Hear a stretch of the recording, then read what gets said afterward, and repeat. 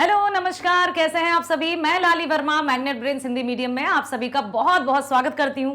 साथ ही साथ ईश्वर से प्रार्थना भी करती हूं कि आप जहां भी होंगे स्वस्थ होंगे, खुश होंगे।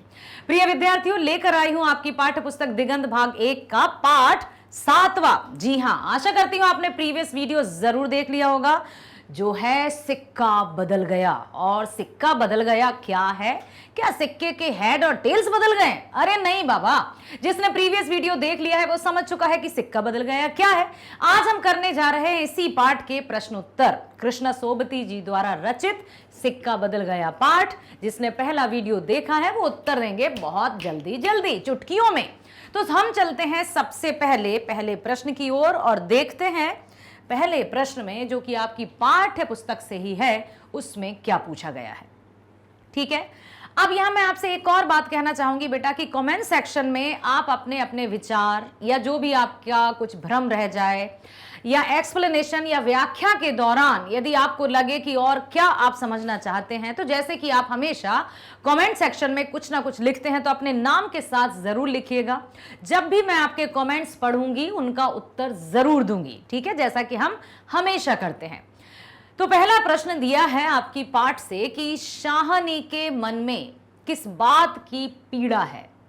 शाहनी जो कि सिक्का बदल गया की प्रमुख पात्र है। शाहनी के मन में किस बात की पीड़ा है, फिर भी वह शेरा और हसैना के समक्ष हल्के से हंस पड़ती हैं। क्यों? शाहनी समझ गए, एक विधवा महिला, बुजुर्ग महिला, जिसकी उम्र लगभग 50 वर्ष से ऊपर की रही होगी। पाठ की शुरुआत जब होती है तो वो नदी में स्नान करने जाती हैं और देखती हैं उसके बाद की रेत पर कई पैरों के निशान हैं। देखकर सहम जाती हैं, घबरा जाती हैं कि आखिर क्या हुआ। जो शासन था, जो ठाट बाट थे शाहजी के समय, वो कहां चले गए। इस पीड़ा से उनके जो मस्तिष्क में बड़ी विचारों की उथल पुथल चल रही थी। लेकिन फिर उन्होंने अपने आप को ऐसे नहीं कह रहे, नहीं बाबा मैं क्या सोच रहा हूं। अब उन्होंने कहा कि मैं क्या सोच रही हूं, सवेरे सवेरे इस तरह से मुझे नहीं सोचना चाहिए, और हंसती हुई वो अपनी तरफ बढ़ी। फिर वहां दिखा उन्हें शेरा जो कि अपने साथियों के साथ मिलकर शाहनी को खत्म करने का निर्णय ले चुका था। शेरा शाहनी का नौकर, जिसके माता पिता का देहांत तभी हो गया था जब शेरा बहुत छोटा था। शाहनी ने ही उसका पालन पोषण किया। तो शेरा के मन में जो भी उसके दोस्त थे, मित्र थे, उन्होंने ये पूरी तरह से भर दिया कि शाहनी ही एकमात्र ऐसा प्यादा बची हुई है जो हमारे आगे बढ़ने में बाधक है। सबने ये प्लान कर लिया, योजना बना ली कि अब शाहनी का कत्ल कर दिया जाए। लेकिन जैसे ही शाहनी शेरा के सामने आती हैं, शेरा के मन में पुरानी बातें बिल्कुल पिक्चर क्लियर है ना, इस तरह से दिखने लगती हैं कि अरे ये तो वही हैं जिन्होंने मुझे बचपन में, जब शाहजी मुझे डांट देते थे, कभी कभी मार भी लगा देते थे, तो धीरे से पीछे से आती थी, पुचकार कर मुझे दूध पिलाती थी, मेरे पीठ पर सिर पर हाथ फेरती थी। अब देखते हैं, यह प्रश्न में पूछा है कि शाहनी के मन में किस बात की पीड़ा है। ठीक है, फिर भी शेरा और हसैना के समक्ष वे हल्के से हंस पड़ती हैं। क्यों? देखिए, भारत विभाजन का समय है। अब भारत विभाजन हो रहा है, भारत और पाकिस्तान विभाजन हो रहा है। यहां से वहां, वहां से यहां लोग जा रहे हैं, आ रहे हैं। ऐसे में जिनकी जन्मभूमि है वो छूट रही है, ना चाहते हुए भी अपने घरों से बेघर होना पड़ रहा है, यहां वहां जाना पड़ रहा है। भारत विभाजन का समय है। पाकिस्तान से हिंदू घर बार छोड़कर भारत आ रहे हैं। उन लोगों में शाहनी भी एक महिला है जो अपना घर द्वार छोड़ने की तैयारी में है। शाहनी पंजाबी परिवार की एक महिला है जो कि पाकिस्तान में ही रहती है, लेकिन अब उसे भारत के इलाके में आना है, क्योंकि भारत और पाकिस्तान का बंटवारा हो रहा है। ऐसा निर्णय लिया गया है कि पाकिस्तान में सभी मुस्लिम भाई रहेंगे और भारत में सब हिंदू। तो पाकिस्तान से हिंदू घर बार छोड़कर भारत आ रहे हैं। उन लोगों में शाहनी भी एक महिला है जो अपना घर द्वार छोड़ने की तैयारी में है। उनका सब कुछ छूट रहा है, हरे भरे खेत, विशाल महल, सब कुछ छूट रहा है। इसी बात की पीड़ा है शाहनी के मन में कि जहां शाहजी के साथ बन ठन कर दुल्हन बनकर जिस महल में प्रवेश किया था, आज वही ना चाहते हुए भी उससे उन्हें जाना पड़ रहा है। तो उनके मन में पीड़ा है। कोई भी हो जिसको अपना घर बार छोड़ने के लिए मजबूर होना पड़े तो उसका मन तो दुखी होगा ही, उसका मन तो व्यथित होगा ही। जब शाहनी चिनाब नदी से स्नान करके लौट रही थी, उस समय उसकी भेंट शेरा और हसैना से होती है। दोनों आपस में झगड़ने लगते हैं। शाहनी बीच बचाव करती है। शेरा और हसैना आपस में पति पत्नी हैं, आपस में झगड़ा करने लगते हैं। तो शाहनी उनके झगड़े का बीच बचाव करती है। शाहनी को यह भी पता है कि रात में कुल्लूवाल के लोग वहां आए थे और ये खतरे की निशानी है। शेरा भी उस बैठक में सम्मिलित था। ये भी शाहनी जानती हैं कि कुल्लूवाल के लोग जो कि दुश्मन हैं, उनके साथ शेरा भी बैठक में शामिल था। ये शाहनी जानती हैं। शाहनी को मारने की जिम्मेदारी उसे ही सौंपी गई थी। शेरा, जिसको शाहनी ने अपने बच्चे की तरह पाल पोस कर बड़ा किया, उस बैठक में कुल्लूवाल के लोगों के साथ जब बैठक हुई तो शेरा को ही ये जिम्मेदारी दी गई कि देखो तुम ही उनके निकट रहते हो और तुझे ही शाहनी का कत्ल करना है।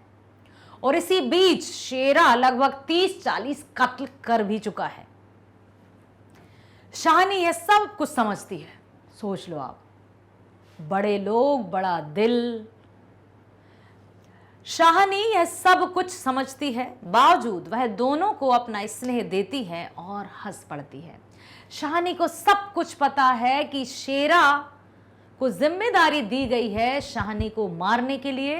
वो ये भी जानती है कि शेरा मिल चुका है कुल्लूवाल के लोगों के साथ और मेरी जान का दुश्मन भी बन चुका है। लेकिन फिर भी उसके मन में उन दोनों के जो वात्सल्य था या प्रेम था, उसमें जरा सी भी कमी नहीं आई। और क्या करती है वो? उनके साथ हंस बोल रही है, सब कुछ जानते हुए भी। ऐसा कोई कर सकता है? अगला है, शेरा कौन है और उसके साथ शाहनी का क्या संबंध है? शेरा कौन था? शेरा शाहनी का नौकर ही था, ठीक है, और उनके घर में ही रहा करता था। शेरा सिक्का बदल गया प्रस्तुत कहानी का एक प्रमुख पात्र और शाहनी का नौकर है। कथानायिका शाहनी के साथ उसका नजदीकी संबंध है। वह शाहनी का मातहत रहा है और अपनी मां जैना के मरने के बाद शाहनी के पास ही रहकर पला बड़ा है। जैना जो कि शेरा की मां थी, उसका इंतकाल हो गया था या मृत्यु हो गई थी, निधन हो गया था, तब शाहनी ने ही उसे अपने घर में पाला पोसा बड़ा किया। ये उसका परिचय है। शेरा के भीतर प्रतिहिंसा की आग क्यों है? हिंसा, प्रतिहिंसा, उत्तर, प्रति उत्तर, प्रतिहिंसा, समझ रहे हो आप? जैसे हिंसा, हिंसा किसके अंतर्गत आती है? हिंसा का अर्थ होता है मार काट, ठीक है। अब यदि किसी ने हिंसा की, उसी के समक्ष उसके जवाब में फिर हिंसा हुई, उसको प्रतिहिंसा कहते हैं। क्या शेरा के जीवन में कुछ ऐसा घटित हुआ जिससे उसका मन की जो आग है वो दहक रही है कि कब बदला लिया जाए? क्या शेरा ने बहुत कुछ सहा है तभी उसके मन में प्रतिहिंसा की आग दहक रही है, भड़क रही है ज्वाला बनकर?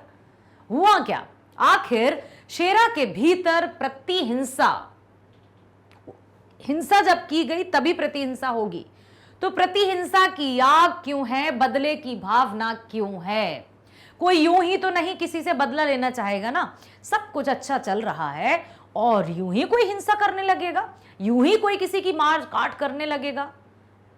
अब देखियो, वो बात अलग है बेटा कि जो नक्सलवादी रहते हैं, आतंकवादी रहते हैं, उनका कार्य सिर्फ यही काम है, भोली भाली जनता को मार काट करना। लेकिन यदि हिंसा और प्रतिहिंसा की बात आती तो यहां बदले का भाव आता है। तो अवश्य ही शेरा के भीतर कुछ तो धधक रहा है उसके मन में। शेरा मुसलमान है, ठीक है, वह उन दंगाइयों में शामिल है जो पाकिस्तान में रह रहे हिंदुओं को मारते हैं। शेरा जाति से मुसलमान है और शाहनी जाति से पंजाबन है, हिंदू है। शेरा उन दंगाइयों में सम्मिलित है या शामिल है जो पाकिस्तान में रह रहे हिंदुओं का कत्ल करते हैं। कुछ को घर द्वार, जमीन जायदाद, सोना चांदी, रुपए पैसे छोड़कर देश छोड़ने को मजबूर करते हैं। उन दंगा फसाद करने वाले लोगों में शेरा भी शामिल है, क्योंकि उनके जहन में यह भर दिया है कि हिंदू तुम्हारे दुश्मन है। ये जो बदले की आग है ये कभी किसी का भला नहीं करती। और ये हम देखते हैं कि लगभग 5-6 हजार वर्ष पुरानी यदि हम बात करें महाभारत की, तो बेटा युद्ध ने कभी किसी का भला नहीं किया। खून खराबा होता है और किसी का इसमें कुछ भला नहीं होता है। आपसी प्रेम भाईचारा ही है जो हम सबको एकता के सूत्र में बांध सकता है। लेकिन हिंसा भड़क रही थी। पाकिस्तान में जो भी हिंदू थे, मुसलमान, उनका जीना बिल्कुल हराम कर रहे थे। उनका सब कुछ छोड़कर उनको यहां से जाने के लिए विवश कर रहे थे। भारत में बसे मुसलमान भी मारे जा रहे थे। ऐसा नहीं है कि सिर्फ पाकिस्तान में बसे हिंदू ही मारे जा रहे हैं, बल्कि भारत में रहने वाले मुसलमानों के साथ भी यही सलूक हो रहा था एवं भारत से निकाले जा रहे थे। शेरा के मन में प्रतिहिंसा का भाव था कि जब वो ऐसा कर रहे हैं तो हम भी ऐसा करेंगे। यदि एक में भी समझदारी होती है तो कितने से कितना बड़ा युद्ध भी टाला जा सकता है। नहीं तो राई का पहाड़ और तिल का ताड़ बनते देर नहीं लगती। तभी तो कहते हैं कि यदि दोनों व्यक्ति एक से हैं, चाहे हम मियाँ बीबी का उदाहरण ले लें या भाई बहनों का उदाहरण ले लें, मित्र मित्र का उदाहरण ले लें, कि एक यदि नरम है, यदि गर्म है, तो दूसरे को नम्रता से काम लेना होगा। तब कहीं जाकर ये रिश्ते चल पाते हैं और आगे बढ़ पाते हैं। लेकिन दोनों तरफ से यही हो रहा था। पाकिस्तान से हिंदुओं को भगाया जा रहा था, भारत से मुसलमानों को भगाया जा रहा था। हिंसा प्रतिहिंसा, बदले की भाव या ज्वाला धधक रही थी। शेरा के मन में शाहनी के प्रति भी हिंसा का भाव है। क्यों? क्योंकि वह सोचता है कि शाहनी को अपना घर द्वार छोड़ना ही है। शाहनी को वह मारना भी चाहता है, क्योंकि मीटिंग में या जो बैठक हुई थी उसमें पूरी जिम्मेदारी शेरा को दी गई थी कि शाहनी को तो तुम ही मारोगे। अब क्या कर सकते हैं? उसके मन में यह भाव भी आता है कि शाहनी के स्वर्गवासी पति ने भी उन लोगों से सूदखोरी करके धन कमाया है। मतलब कई तरह के विचार शेरा के मन में आते हैं कि कैसे शाहजी ने हमसे हमारी खरी कमाई लूट लूट कर धन एकत्रित किया और खुद शहंशाह बने रहे। उसके मन में बचपन से ये प्रतिशोध, बदले की आग जल रही थी। मतलब चिंगारी पैदा थी और आज वो आग बन चुकी है, भड़क ज्वाला का रूप ले लिया है। तो उसके मन में प्रतिहिंसा की भावना थी। ऐसा सोचते हुए प्रतिहिंसा की आग शेरे की आंखों में उतर आई। और आंखों में खून उतर आना मतलब पूरी तरह से वो बदले की आग में दहक रहा था। गड़ासे की याद आ गई कि कैसे ना, गड़ासा मतलब इस तरह का एक रहता है, बिल्कुल खचाक, ऐसा धारदार कि जहां भी गया धड़ से सर अलग। बड़े बड़े मोटे मोटे मजबूत वृक्ष तक कट जाते हैं तो इंसान में रखा ही क्या है। ऐसा सोचते हुए उसके गड़ासे की याद आई, लेकिन शाहनी की ओर देखकर रुक गया। कहते हैं ना बेटा, कोई कितना भी खूंखार व्यक्ति क्यों ना हो, है तो वो मनुष्य ही ना। भावनाएं उसके मन में भी हैं। तो शेरा ने जब शाहनी को देखा तो शाहनी को देखकर वो रुक गया। शाहनी ने उसे अपने बेटे के समान पाला था, यह बात उसे याद आ गई और उसने शाहनी का कत्ल नहीं किया। जबकि वो सोचता था कि यदि मैंने उन लोगों की दंगाइयों की बात नहीं मानी तो हो सकता है वे उसका ही कत्ल कर दें, लेकिन फिर भी उसने अपना जो फर्ज था एक बेटे का वो निभाते हुए शाहनी का कत्ल नहीं किया। अगला प्रश्न है, शाहनी अपना घर छोड़ते हुए भी विरोध में एक स्वर नहीं निकाल पाती, ऐसा क्यों? जब शाहनी को हवेली छोड़ने पर मजबूर किया जा रहा था तब भी वो कुछ नहीं कह पाई। आखिर ऐसी कौन सी मजबूरी थी जिसके चलते शाहनी ने अपने विचारों को किसी के समक्ष प्रस्तुत करना भी सही नहीं समझा? क्या इसके पीछे वजह थी उसका स्वाभिमान, उसकी पहचान, उसका अस्तित्व, उसका बड़प्पन, उसका जो मतलब कहें कि उसकी छवि या सत्ता, कि लोगों के सामने मैं उन लोगों के सामने क्यों गिड़गिड़ाऊं जिनके समक्ष हमेशा नजरें उठाकर जीवन जिया है? शाहनी अपना घर छोड़ते हुए भी विरोध में एक स्वर नहीं निकाल पाती, ऐसा क्यों? देखते हैं, कारण और भी हो सकते हैं। शाहनी को मालूम है कि भारत का विभाजन हो गया है, सब कुछ जानती है वो। शाहनी को अपना घर छोड़ते हुए अपार दुख और कष्ट हो रहा है। उसने इस दिन की कभी कल्पना भी नहीं की थी कि ऐसा भी कभी होगा। फिर भी वह विरोध में एक स्वर नहीं निकाल पाती है, तो इसका कारण यही है कि वह भीतर ही भीतर से पूरी तरह टूट रही थी। उसका आत्मसम्मान, उसका वजूद, उसका अस्तित्व, 50 वर्षों की कमाई, इज्जत, सब कुछ उसको बिखरते नजर आ रही थी। तो वो भीतर ही भीतर टूट चुकी है और सामने आई विपरीत एवं जो सामने आई है ना, विपरीत एवं अपरिवर्तनीय परिस्थिति की हकीकत भली भांति समझ चुकी है। पूरी तरह से वो ये स्थिति देखकर उसका मन टूट चुका है कि भारत विभाजन हो रहा है और मेरे कहने से कुछ फर्क नहीं पड़ेगा, और जिनके साथ कभी कहते हैं दांत काटी रोटी का रिश्ता होना, अर्थात बिल्कुल सगे संबंधियों की भांति रिश्ता होना, वे भी आज शत्रु की तरह खड़े हैं। तो अब किसके समक्ष अपने विचारों को प्रस्तुत किया जाए? पूरी तरह से बिखर चुकी थी वो, और इसीलिए वो भीतर ही भीतर टूटकर ये सोच रही थी कि ये जो परिस्थिति है वो अपरिवर्तनीय है, अब इसको नहीं बदला जा सकता, क्योंकि सिक्का बदल गया, शासन, समय, सब कुछ बदल गया। अब इस स्थिति को, परिस्थिति को वो भली भांति समझ चुकी थी, इसलिए उसने विरोध में कुछ भी कहना उचित नहीं समझा। अगला है, शाहनी के हाथ शेरा की आंखों में क्यों तैर गए? शाहनी के हाथ शेरा की आंखों में क्यों तैर गए? शेरा जो कि पूरी तरह से ये ठान चुका था कि शाहनी का कत्ल करेगा, क्योंकि जो कुल्लूवाल के लोग आए थे, शेरा एक मुसलमान था, शाहनी एक हिंदू थी, और पूरी तरह से हिंदू मुसलमानों का ऐसा झगड़ा कहें या खून के प्यासे कहें, ऐसा हो गया था भारत पाक विभाजन में। सच में सुनकर पढ़कर दिल दहल जाता है, ऐसा लगता है कि कैसे रहे होंगे उस वक्त लोग, कैसे किया होगा उन्होंने इस विपरीत परिस्थिति का सामना, सोचकर ही रूह कांप जाती है। लेकिन हुआ तो था, सत्य तो था। तो शाहनी के हाथ शेरा की आंखों में क्यों तैर गए? शेरा अपनी मां की मृत्यु के पश्चात शाहनी के पास रहकर ही पला और बढ़ा है।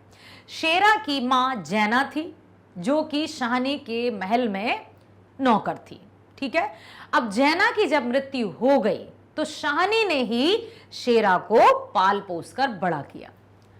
शेरा अपनी मां की मृत्यु के पश्चात शाहनी के पास रहकर ही पला बढ़ा है, किंतु कठिन काल चक्र के फेर में फंसकर वह फिरोज के साथ उसकी हत्या करने एवं उसके सारे सामान को लूटने की दुर्भंस संधि कर लेता है। जबकि उसको पता है कि ये मेरी मालकिन है या मां के समान है, लेकिन फिर भी समय का जो काल चक्र है ना, उसने किसी को नहीं बख्शा। कब कहते ना, समय का पहिया चलता है, दिन ढलता है, रात होती है। कब समय कैसा बदल जाए, कौन राजा कौन भिखारी, क्या मति पलट दे, किसी को कुछ नहीं पता। शेरे के साथ भी यही हुआ कि काल चक्र के फेर में फंस कर वह फिरोज के साथ, जो कि दंगई में सबसे प्रमुख लीडर था, दंगा करने वालों में, और पाकिस्तान से हिंदुओं को भगाने वालों के जब मुख्य व्यक्ति था, तो शेरा फिरोज के साथ फंस गया और उसकी बातों में आ गया कि शाहनी को मारो, इसका कत्ल करो और इसकी सारी संपत्ति हड़प लो। उसके साथ हत्या करने एवं उनके सारे सामानों को लूटने की दुर्भी संधि कर लेता है कि ठीक है, उसने फिरोज के साथ संधि कर ली कि ठीक है, मैं शाहनी को मारूंगा और उसके घर की जो भी धन दौलत संपत्ति है वो हम बांट लेंगे। निर्णय कर लिया। किंतु उसके अंदर मानवता अभी भी शेष है। अतः उस भयानक कृत्य के पूर्व उसकी आंखों में शाहनी के हाथ तैर जाते हैं।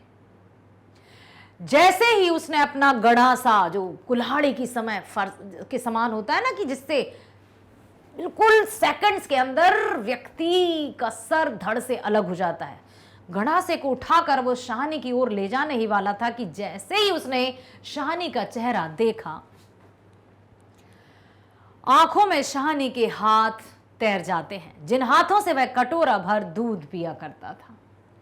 उसे तुरंत याद आ जाता है कि कैसे जब शाहजी उसे डांट फटकार देते थे, मार देते थे, और बेचारा हवेली से बाहर जाकर बरामदे में सो जाता था भूखा प्यासा, तब शाहनी ही थी जो उसे दूध का कटोरा लेकर देती थी कि उठ बेटा, दूध पी ले, चल उठ, फिर सो जाना।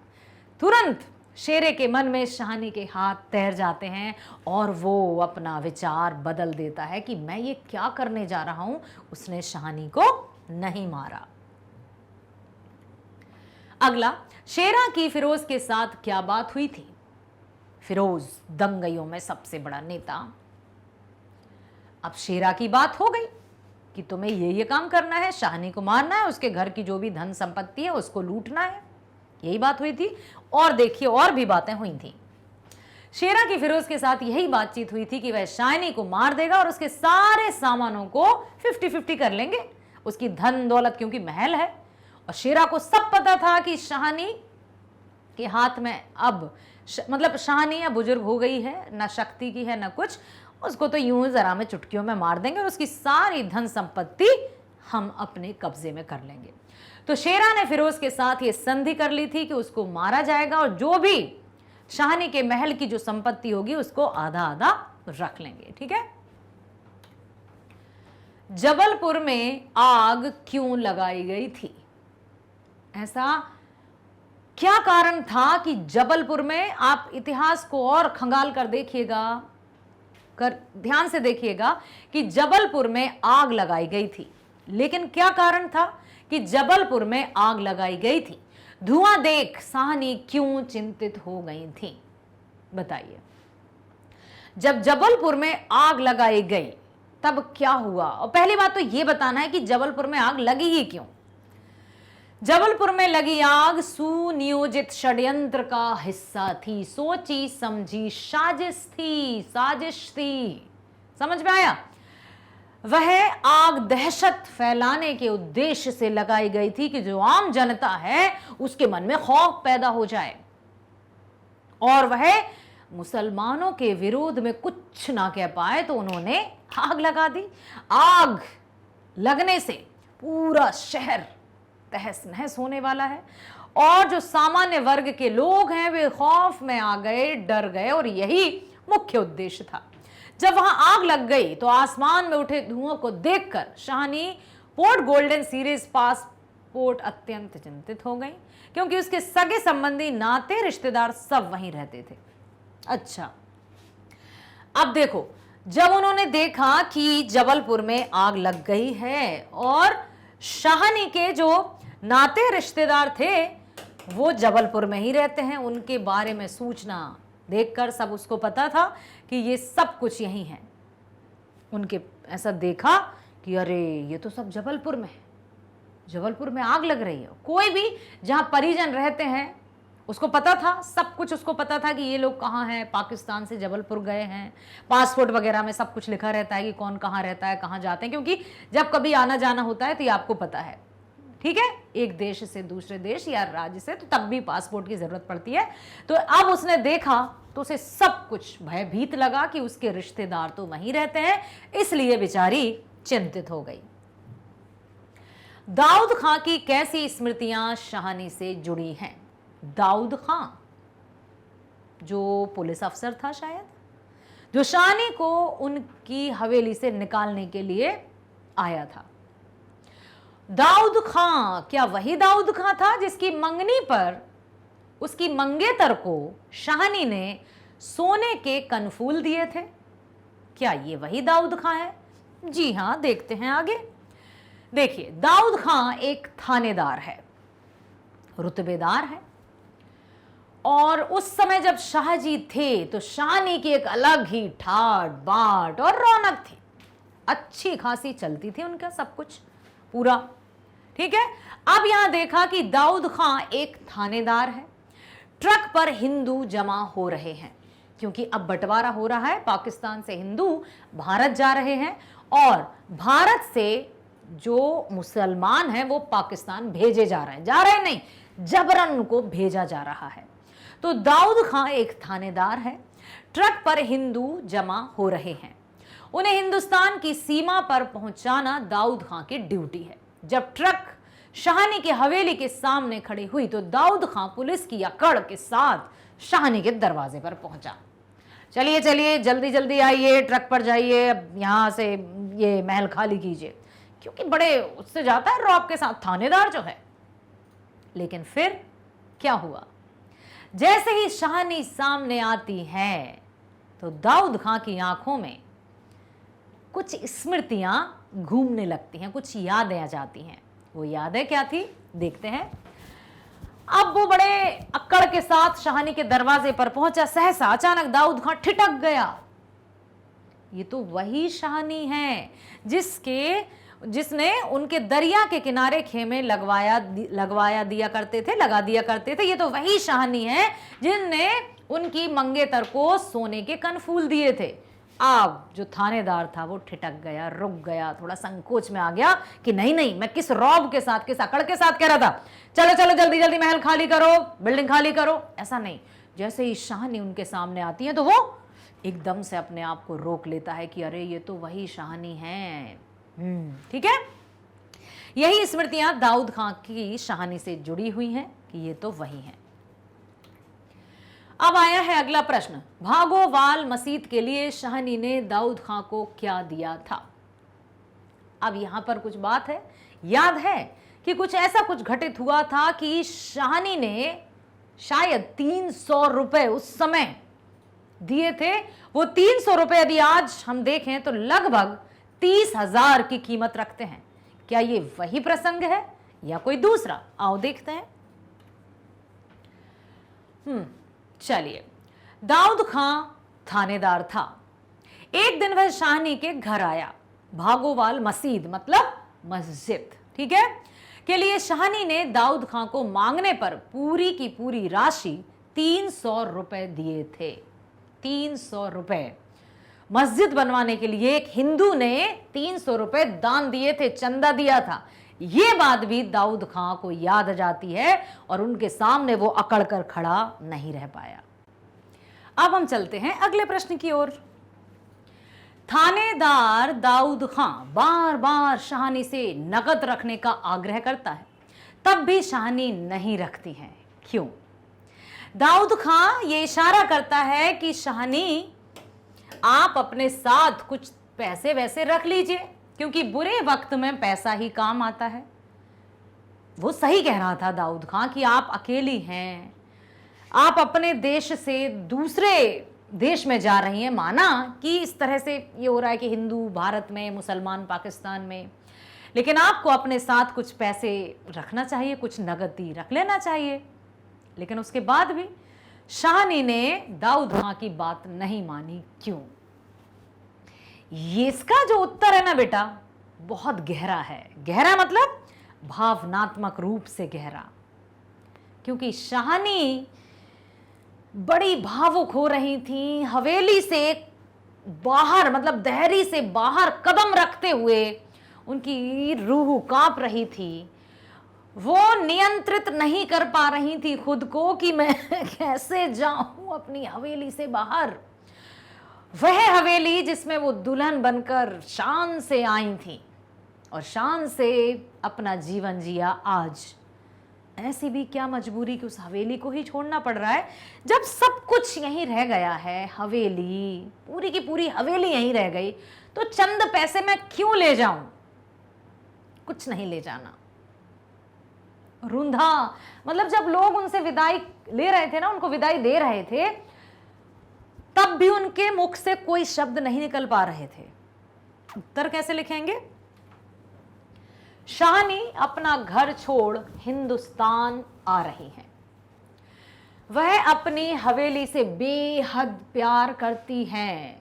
कोई भी व्यक्ति हो, चाहे उसका महल हो या झोपड़ी, अपना अपना घर सबको स्वर्ग से सुंदर लगता है। और ऐसे में यदि उससे कह दिया जाए कि तुम्हें अपना घर छोड़ना है, नहीं वो तो छोड़ना पड़ेगा। कभी राजनीतिक कारण, तो कभी ये जो प्राकृतिक कारण है जिसके कारण विस्थापन की समस्या उत्पन्न होती है। विस्थापन मतलब एक स्थान से दूसरे स्थान पर मजबूरी में जाना। ये भारत पाक जो विभाजन हुआ, ये भी बड़ी त्रासदी ही है। ना चाहते हुए भी लोगों को धक्का दे देकर भेजा जा रहा था। इतनी भीड़ कि लोग पैरों के तले रोंदे जा रहे थे। यदि कोई गिर गया उस भीड़ में तो कोई उठाने वाला नहीं था और ना ही वो उठ सकता था। कुचल कुचल कर अपने प्राण तक त्याग दिए लोगों ने। शाहनी अपनी हवेली से बेहद प्यार करती थी। वो, उनका रत्ती मात्र भी मन नहीं था कि वे हवेली को छोड़कर जाएं। बिना कुछ लिए वह घर छोड़ देती हैं। इस पर दाऊद खां जो थानेदार है, बार बार शाहनी से कुछ नगद रख लेने का आग्रह करता है, निवेदन करता है, प्रार्थना करता है कि आप अपने साथ कुछ तो रख लीजिए शाहनी। लेकिन शाहनी नगद नहीं रखती है। वह दाऊद खां को जवाब देती हैं, नहीं बच्चा, मुझे इस घर से नगदी प्यारी नहीं।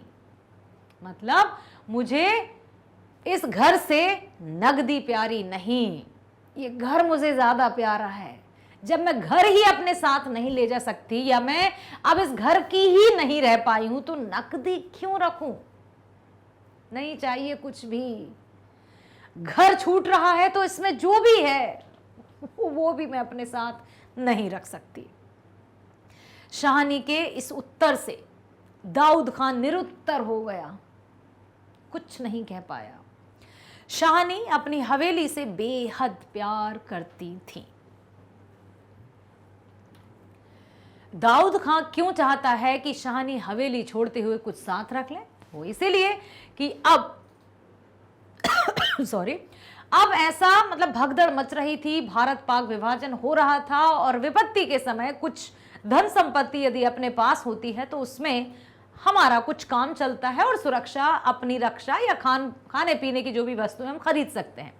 हो सकता है दाऊद खां का भी यही इशारा रहा हो। और बिल्कुल दाऊद खां, थानेदार दाऊद खां शाहनी का बहुत आभारी है और उपकृत है। उपकृत मतलब उनके बहुत सारे उपकार उस पर हैं। शाहनी ने समय समय पर उसकी मदद की थी। कभी मस्जिद के लिए 300 रुपए देना, तो कभी उसकी मंगेतर के लिए सोने के कनफूल देना, और भी कई बातें थी जो दाऊद खां को याद हैं। अतः वह भी अपनी इस सलाह से शाहनी को भविष्य के संकटों से निपटने हेतु कुछ नगद साथ रखने को कहता है, क्योंकि उसे पता है कि भविष्य में क्या क्या होने वाला है। उसकी व्यवहारिक बुद्धि जानती है कि संकट के समय में पास की पूंजी बड़ी काम आती है।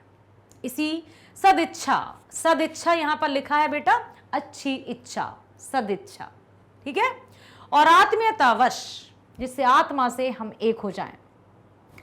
दाऊद खां चाहता है कि शाहनी हवेली छोड़ती हो कुछ नगद पैसे साथ रख ले।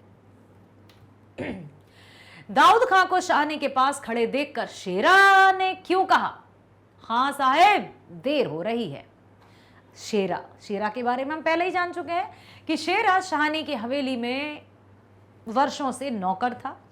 शेरा की मां जैना की मृत्यु के बाद जब शेरा बहुत छोटा था तो शाहनी ने उसे पाल पोस कर बड़ा किया था, और जो मुस्लिम थे उनकी एक दल था, दलों के नेता फैजान फिरोज ने उससे कहा था कि शाहनी का कत्ल कर दो, लेकिन शेरा ने शाहनी का कत्ल नहीं किया क्योंकि उसके मन में वो स्मृतियां बार बार आती हैं कि कैसे उसने अपने बच्चे की तरह मुझे पाल पोस कर बड़ा किया। लेकिन अब बात आती है शाहनी के पाकिस्तान छोड़ने की। तो दाऊद खां उससे खड़े होकर शाहनी से ये बात करता है कि शाहनी आप अपने साथ कुछ पैसा कुछ संपत्ति रख लीजिए। शेरा दूर से देखता है कि जो दाऊद खां है बड़ी देर से शाहनी से बात किए जा रहा है, कहीं ऐसा तो नहीं कि पैसा ऐंठना चाहता है। जिसकी जैसी नियत वो दूसरे को भी वैसा ही देखता है, तो इसीलिए वो कहता है खां साहेब देरी हो रही है, चलो ठीक है। शाहनी हवेली छोड़ने वाली थी, घर से निकलने में ममता आ रही थी, बहुत दुख हो रहा था। अपना घर सदा के लिए छोड़ना था, हमेशा के लिए उसको अलविदा कहना था। पांव आगे की ओर नहीं बढ़ रहे थे, मन भारी हो रहा था, गला रुंध रहा था, आंखों में आंसू भर रहे थे, पूरी हवेली को देख रही थी, निहार रही थी, कुछ नहीं कह पा रही थी। शाहनी की ऐसी स्थिति थी। शाहनी हवेली की ड्योढ़ी पर आकर खड़ी हुई। ड्योढ़ी अर्थात दहलीज जो रहती है, या दहरी भी कहते हैं, दहरी या दहलीज। इसी बीच थानेदार दाऊद खां को बीती हुई बातें याद आ जाती हैं। शाहनी ने उसकी मंगेतर को सोने के कनफूल मुंह दिखाई में दिए थे। यह स्मृति दाऊद खां को झकझोर देती है। दाऊद को सहानुभूति आ जाती है। पहले तो बड़े रौब के साथ आया कि चलो चलो हवेली खाली करो, जल्दी चलो ट्रक में बैठो। जैसे ही शाहनी दिखती है तुरंत वो कहता है मैं किससे क्या कह रहा हूं। स्मृतियां कहते ना बेटा, अच्छे काम का अच्छा नतीजा होता ही है। यदि हम हमेशा अच्छे कर्म करेंगे तो भगवान ईश्वर अल्लाह हमारे साथ कभी बुरा नहीं होने देगा। शाहनी ने हमेशा सबकी भलाई की है, तो उसके साथ भला बुरा कैसे हो जाता। वह बार बार शाहनी को कुछ साथ लेने की सलाह देता है, कहता है कि रख लो। जब सोना चांदी साथ लेने को कहता है तो शाहनी जवाब देती है सोना चांदी, मेरा सोना तो एक एक जमीन में बिछा है। दाऊद खान निरुत्तर हो जाता है। वह फिर कहता है शाहनी कुछ नकदी जरूरी है। इस पर शाहनी कहती है नहीं बच्चा, मुझे इस घर से नकदी प्यारी नहीं, यहाँ की नकदी यहीं रहेगी, मुझे कुछ नहीं ले जाना। शेरा ये देख रहा था कि बड़ी देर से ये बातें कर रहा है, इसलिए उसने कहा कि साहब जल्दी करो। शाहनी किसके दुख सुख की साथिन थी। शाहनी किसके दुख और सुख की साथिन थी। शाहनी अपनी हवेली छोड़ने जा रही थी। गांव के सभी लोग इकट्ठा होने लगे। शाहनी गांव के सभी बड़े बूढ़ों बूढ़ी बूढ़ियों के सुख दुख की साथी थी। जहां वो रहती थी वहां के सभी लोग उसके पास घंटों बैठकर अपने दुखड़े सुनाया करते थे, अपनी जो भी सुख दुख की बातें किया करते थे। शाहनी उनके साथ बिल्कुल करीबी का रिश्ता था शाहनी का। जब शाहनी ने अपनी ड्योढ़ी के बाहर पैर रखा तो सभी बुढ़ियां रो पड़ी। सभी जो बड़े बुजुर्ग थी, बुढ़ियां थी, वो रोने लगी, रो पड़ी, अपने आंसुओं को नहीं रोक पाई क्योंकि शाहनी तो उनके सुख दुख की साथी थी ना। अब वही नहीं रहेगी तो उनको ऐसा लग रहा था जैसे उनका वजूद कहीं जा रहा है, उनसे छिन रहा है। शाहनी सबके सुख दुख में हाथ बढ़ाती थी। चलते समय इस्माइल ने शाहनी से क्या कहा, ये कैरेक्टर भी है यहां पर। देखिए कि जब ट्रक की ओर दाऊद खान ने कहा चलो चलो जल्दी से जाना है, तो इस्माइल क्या कह रहा था। हवेली छोड़कर जाते समय शाहनी से इस्माइल ने यह कहा कि शाहनी कुछ कह जाओ, तुम्हारे मुंह से निकली सीस कभी झूठी नहीं होती, कुछ तो कह जाओ। क्योंकि तुम्हारी जो आशीष, यहां पर सीस मतलब आशीष, आशीर्वाद। इस्माइल ने कहा कि जाते समय हम लोगों को कुछ तो कह जाओ, क्योंकि तुम्हारे मुंह की निकली हुई बात या आशीष कभी झूठी नहीं जाती। इस्माइल के इस कथन से शाहनी के बारे में लोगों की धारणा का पता चलता है कि वो कितनी सच्ची, कितनी अच्छी, कितनी पवित्र महिला थी, जिसके मन में सबके प्रति ममता और वात्सल्य की भावना थी। खूनी शेरे का दिल क्यों टूट रहा था? अब यहां खूनी पंजा, 2 गज जमीन के नीचे पुराना मंदिर, ऐसा लग रहा है ना जैसे कोई खतरनाक सी फिल्म का नाम हो, खूनी शेरा। हाँ, शेरा जो था वो खूनी ही था। पिछले कुछ दिनों में ही वो 30-40 खून कर चुका था, कत्ल कर चुका था। उसके हाथ में हमेशा गड़ासा रहता था, हसिया की तरह रहता है, वो थोड़ा लंबा सा, खचाखच मारते चला जाता था। उसके मन में जरा सा भी रहम नहीं था किसी के लिए। फिर भी उस खूनी शेरे का दिल टूट रहा था। ऐसा क्या हो गया जो इतना खूंखार सा, पाशविक प्रवृत्ति ही कहेंगे, जिसके मन में कोई दया भाव नहीं, फिर भी उसका दिल टूट रहा था? क्यों? शेरा शाहनी का नौकर था। खूनी शेरे का दिल इसीलिए टूट रहा था क्योंकि शेरे की मां जैना, मां के मरने के बाद शाहनी ने ही उसे दूध पिलाकर पाला पोसा और बड़ा किया था। शेरा ये कभी नहीं भूल सकता, और कोई भी नहीं भूल सकता, और भूल भी कैसे सकता है, भूलना भी नहीं है। मां कहते हैं ना, जन्म लेने वाले से पालने पोसने वाला बड़ा होता है। आप यहाँ कृष्ण और यशोदा मैया का उदाहरण ले सकते हैं, शेरा और शाहनी का उदाहरण ले सकते हैं। जैना, मां जैना के मरने के बाद शाहनी ने उसे दूध पिलाकर बड़ा किया, उसे पाला पोसा। उस पर प्यार का हाथ फेरने वाली शाहनी अब जा रही थी और शेरा के सिर पर यह जिम्मेदारी दी गई कि शेरा शाहनी का कत्ल कर देगा। लेकिन शेरा ने ऐसा नहीं किया। वह चाहकर भी कुछ नहीं कर सकता था, क्योंकि उसे ऐसा लग रहा था जैसे मेरे हाथ में कुछ नहीं। जो दूसरों की आंखों में दहशत भर देता है, आज उसकी आंखें नम थीं, उसका दिल टूट रहा था, उसका दिल रो रहा था कि मैं इतना मजबूर हूं कि मैं कुछ भी नहीं कर पा रहा। शाहनी शेरे को क्या आशीर्वाद देती हैं? शाहनी सब जानती थी। जब वो चेनाब नदी में स्नान करने के बाद शेरे से मिलती हैं, उनको ये पता है कि शेरा, जो मुसलमानों की जो बैठक हुई है उसमें जो फिरोज नाम का जो लीडर था उनकी साठगांठ हुई है, संधि हुई है कि इसको मारना है। ठीक है, फिर ऐसा क्या हुआ कि शेरा ने उसको नहीं मारा। शेरा समझता था कि ये मेरे मां के समान है। शाहनी ये जानते हुए भी कि शेरा मेरा कत्ल करना चाहता है, फिर भी वो जैसी थी, सहज, अच्छी, पवित्र, भोली, वो वैसे ही बनी रही। यही तो है बेटा कि हमें अपनी अच्छाइयों का त्याग कभी नहीं करना है। ये नहीं देखना है कि सामने वाला भी तो हमारे साथ दुर्व्यवहार कर रहा है, हम भी उसके साथ दुर्व्यवहार करेंगे। सामने वाला बुरा है, आपको उसका व्यवहार बुरा लगा, ठीक है, आपको उसका बुरा व्यवहार लगा और आप कह रहे हैं कि नहीं वो बुरा व्यक्ति है, और आपने अपनी अच्छाई छोड़कर उसके साथ बुरा व्यवहार शुरू कर दिया। आपकी अच्छाई तो मिट गई ना, सब धूल में मिल गई। तो हमें कभी भी अपने सद्गुणों को छोड़ना नहीं है, चाहे परिस्थितियां कुछ भी हो।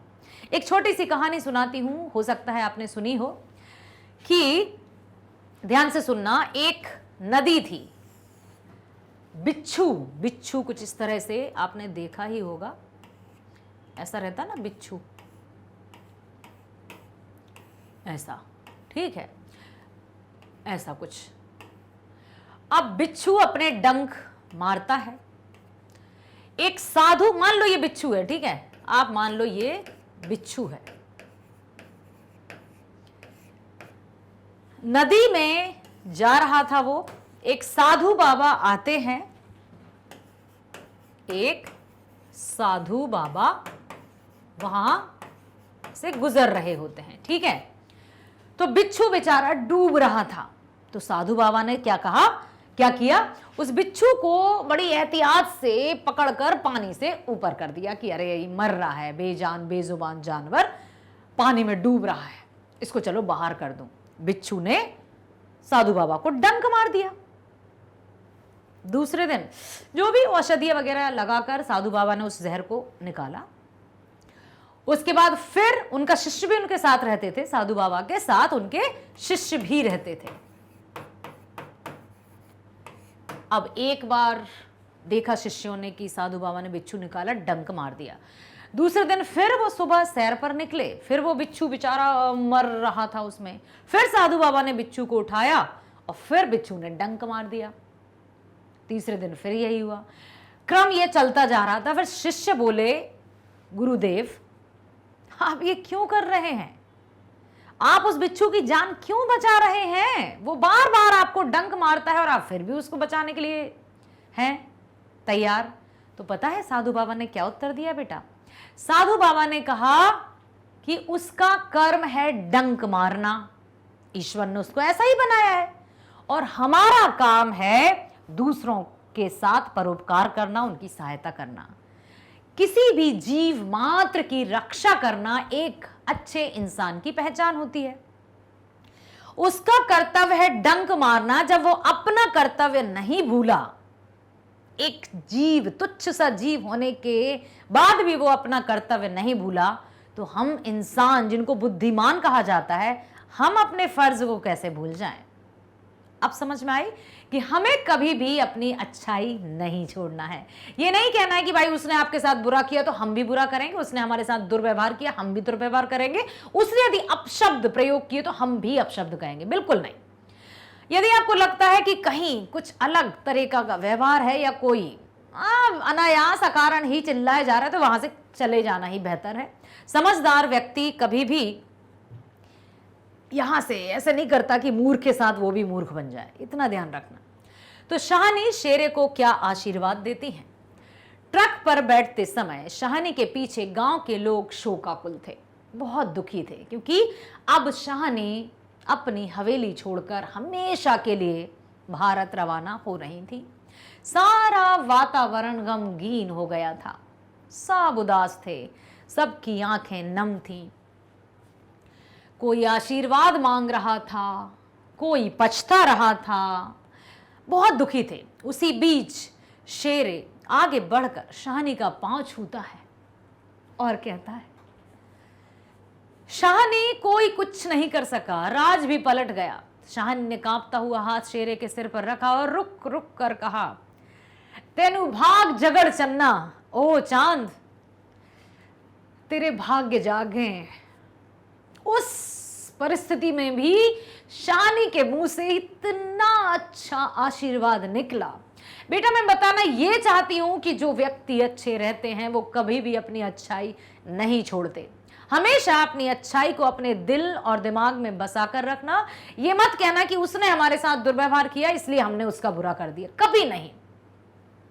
उस पर भरोसा रखना जिसने हमें बड़ी उम्मीद और उद्देश्य के साथ यहां भेजा है।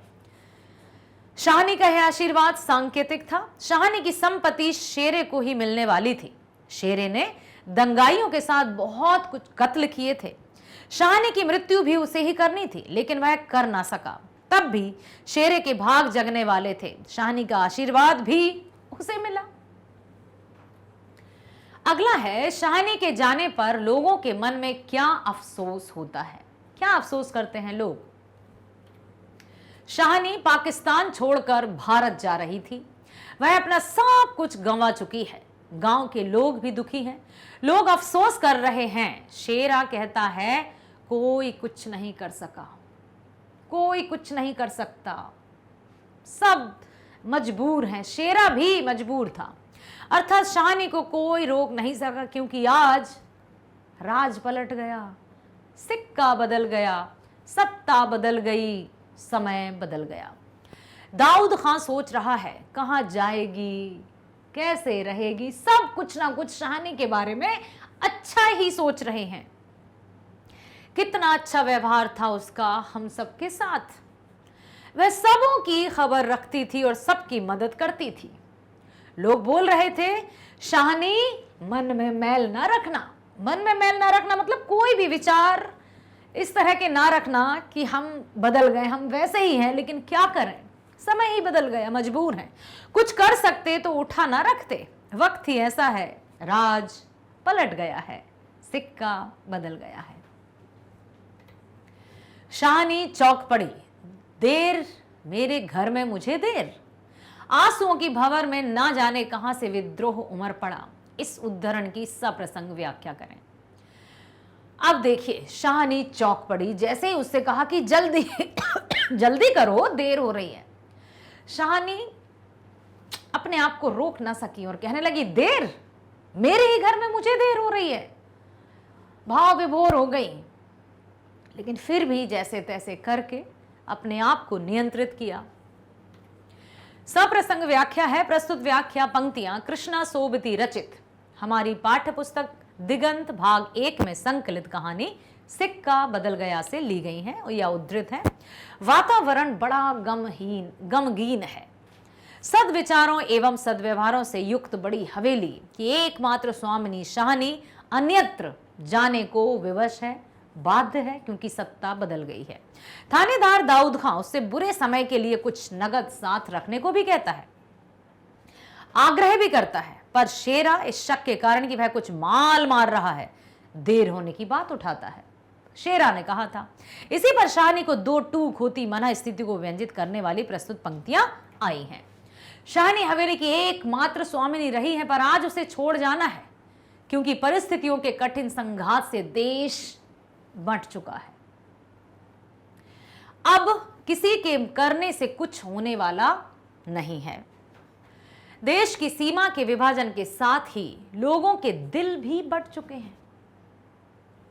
वक्त परिस्थितियों में मन में आवेगों के तूफान को संभाले शाहनी के दिल में शेरा का यह कथन तीर सा चुभता है।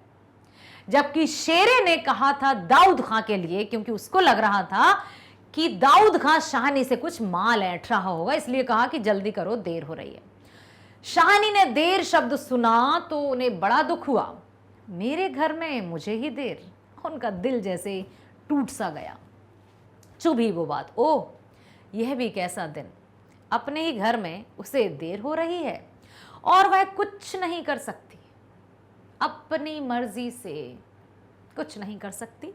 वह आंसुओं की भंवर में डूब उतरा रही है। उतरा समझते हो बेटा, जो डूबता नहीं है वो उतराता है, जैसे पानी में लकड़ी नहीं डूबती, उतराती है, ठीक है। थोड़ी देर के लिए उस शांत संयत दिल में भी विद्रोह उमड़ पड़ता है और वो कहती है कि मेरे घर में मुझे देर, कहने लगती है बेचारी।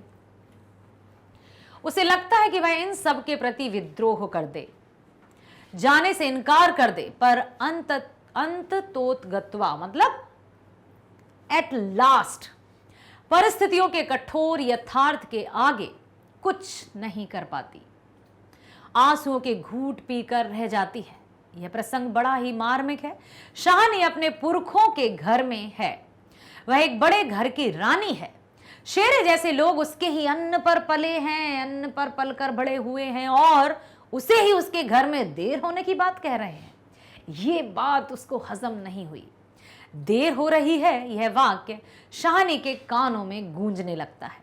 अपना वतन, अपनी जमीन, अपना घर छोड़ने का यह दृश्य बड़ा ही मार्मिक है और शाहनी ये नहीं सह पा रही है कि क्या करे। अगला प्रश्न है, घर छोड़ते समय शाहनी की मनोदशा का वर्णन अपने शब्दों में कीजिए। हम अभी तक जितने भी प्रश्न कर चुके हैं बेटा, उनमें सब में हमने देखा है कि शाहनी बड़ी ही विकल्पित है, व्यथित है, दुखी है। ऐसा लग रहा है जैसे वो आंसुओं के घूंट पी रही है, अपना दुख किसी के समक्ष व्यक्त नहीं करना चाहती, क्योंकि हमेशा वो सबके समक्ष एक साहसी, दबंग और एक सत्ताधारी, मतलब सत्ताधारी नहीं कहेंगे, लेकिन हमेशा लोगों की आंसू उसने पोंछे हैं और आज उसी की आंखों में आंसू आ रहे हैं। ये कैसा विधि का विधान है? क्या समय ने करवट ली कि सब कुछ बदल गया। सिक्का बदल गया, सत्ता बदल गई, राज बदल गया, देश बदल गया, यहां तक कि उससे अपने पुरखों की हवेली तक छोड़ने को मजबूर होना पड़ रहा है। कृष्णा सोबती लिखित कहानी सिक्का बदल गया शीर्षक के केंद्र में शाहनी नामक पात्र है, जो कि कहानी की मुख्य पात्र है। इसी के इर्द गिर्द सारी कहानी घटित होती है। वह स्वभाव से अत्यंत उदार और उच्चाशय है। इतनी उदार, सबके लिए परोपकार की भावना, जो भी उसके इर्द गिर्द रहते हैं, खास तौर से उसी की उम्र के जो बुढ़ा बुढ़िया जो भी रहते हैं, पाठ में ऐसा लिखा है, सबके प्रति वो हमदर्दी जताती है, सबके दुख सुख की साथिन है। और अब जबकि उसको मजबूरन जाना पड़ रहा है तो पूरा माहौल ही जैसे गमगीन हो गया। वह शाहनी की पत्नी के रूप में अपार, शाहजी की पत्नी के रूप में अपार वैभव की स्वामिनी रह चुकी है, किंतु उसका मानव सुलभ सत्व गुण सदा जागृत रहा है। मानव सुलभ गुण क्या होते हैं बेटा? हम सब कहते हैं हाँ हाँ यस, हम मनुष्य हैं, हम मानव हैं, लेकिन क्या सिर्फ कहने से ही हम मानव होंगे? क्या इस तरह का डील डॉल या हुलिया होने से मात्र हम मानव होंगे? कदापि नहीं। जब तक हमारे हृदय में, जब तक हमारे दिल में मानवीय भावनाएं नहीं हैं, जब तक हम मानव कहलाने के योग्य नहीं हैं। मानवीय भावनाएं क्या है? परोपकार, प्रेम, त्याग, समर्पण, सहानुभूति, समानुभूति, एक मतलब किसी के दुख में काम आना, करुणा, दया, ममता, ये सब भावनाएं हैं, तब हम मानव कहलाने के योग्य हैं। और शाहनी के मन में ये सारी भावनाएं लबालब भरी हुई थीं, पूरी तरह से भरी हुई थीं। जब वो शाहजी के साथ हवेली में रहती थी ना, बड़े ठाट बाट से रानी बनकर, तब भी उनका हृदय कोमल ही था, उनके हृदय में वत्सलता ही थी, ममता थी। तभी तो शेरा, जो कि उनके नौकर का बेटा था, उसे उन्होंने एक बच्चे की तरह, अपने बेटे की तरह पाल पोस कर बड़ा किया। उनके मन में कोई अहंकार नहीं था। यही बताया है कि मानव सुलभ सत्वगुण सदा जागृत रहे। किसके मन में? शाहनी के। वह सबों से हिल मिलकर रहने वाली है, पर काल चक्र में पाकर जब भारत का विभाजन होता है, समय का पहिया ऐसा चला, समय ने ऐसी करवट ली कि सब कुछ बदल गया। उसे वह स्थान छोड़ने को मजबूर होना पड़ता है। उस हवेली और उसके आसपास की सारी चीजों से उसका हार्दिक अपनत्व और ममत्व है। एक एक कहती है ना, जब दाऊद खां कहता है कि अपने साथ कुछ नकदी रख लीजिए, तो कैसे उत्तर देती है कि नकदी रख लूं? पूरी की पूरी हवेली जब मैं यहां छोड़कर जा रही तो नकदी ले जाकर क्या करूंगी? पूरी जमीन ही मेरी अपनी है, उसके साथ मेरी भावनाएं जुड़ी हुई हैं, तो कुछ नकदी ले जाकर भला मैं क्या करूंगी? आत्मा से, सच्चे मन से, भावना से पूरी तरह से शाहनी अपने देश, अपनी हवेली से जुड़ी हुई थी। ठीक है। अतः उन्हें छोड़ते समय वह दुख एवं करुण भावनाओं की उतार तरंगों में गिरती पछड़ती हैं। भाग्य ने भी कैसा दिन दिखाया है उसे। कभी स्वप्न में भी या सपने में भी ऐसा सोचा नहीं होगा कि अकेली होने के बाद ये सब भी, ये समय भी देखना पड़ेगा। जो हवेली, खेत खलिहान, बाग बगीचे सहित तमाम लोग उनके अपने थे, आज सभी बेगाने हैं हो गए। क्या है ये? साथ में पति और पुत्र तक नहीं। इस प्रकार लेखिका ने घर छोड़ते समय शाहनी की मनोदशा अत्यंत करुण, पीड़ित एवं दयनीय बताई है। अगला है, निम्नलिखित वाक्यों की सप्रसंग व्याख्या करें। पहला है, जी छोटा हो रहा है, पर जिनके सामने हमेशा बड़ी बनी रही है, उनके सामने वह छोटी ना होगी। अब शाहनी को जैसे ही हवेली की दहलीज से बाहर कदम रखा, मन जैसे भर गया, आंखें लबालब हो गई, आंसुओं से भर गई। एक बार और मन हुआ कि क्या एक बार और, सिर्फ एक बार और हवेली को देखाऊं, लेकिन फिर तुरंत उनके मन में विचार आया कि नहीं नहीं, जिन लोगों के सामने हमेशा बड़ी बनी रही, उनके सामने ये छोटी बात ना करूं तो ही अच्छा है।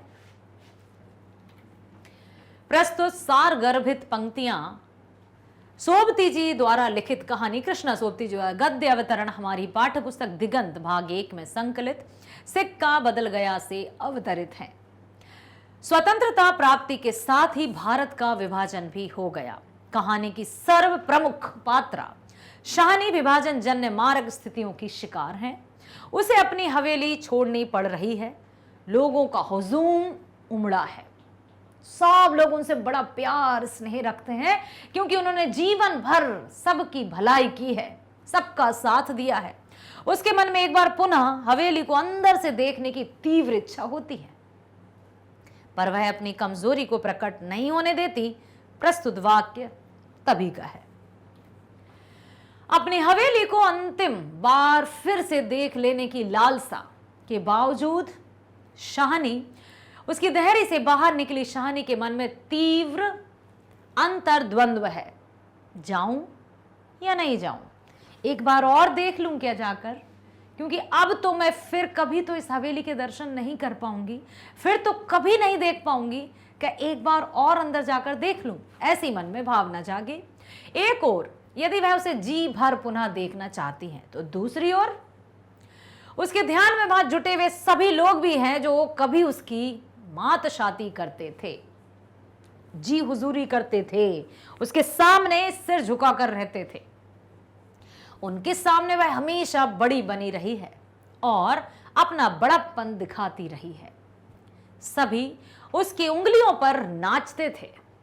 यह सारा कुछ अपना था, उसके समान वह कोई ना था। पर आज स्थिति की विडंबना है, उसे अपना सारा कुछ छोड़कर जाने के लिए विवश होना पड़ रहा है। कितनी दारुण और दयनीय दशा है। असहाय सी शाहनी चाहते हुए भी कुछ ना तो कह पा रही है, ना उसके पति साथ है, ना उसका पुत्र साथ है।